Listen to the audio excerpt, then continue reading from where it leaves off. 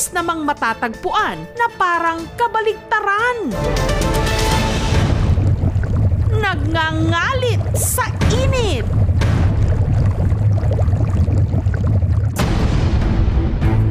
Bago ito marating, sa main road pa lang ng Daklan, umaalingasaw na ang amoy ng bugok na itlog. Pag umuulan, malakas yung ulan at hangin, pumupunta yung amoy doon sa baba, sa school namin.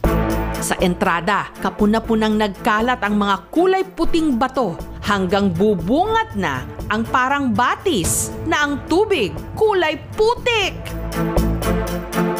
Pirmi rin itong umuusok-usok at kumukulo-kulo. Tuwing umaga, nagbabad ilang buwan, naalis naman yung sakit ng tuhod niya. Bakit nga ba ang tubig dito laging mainit, umuusok at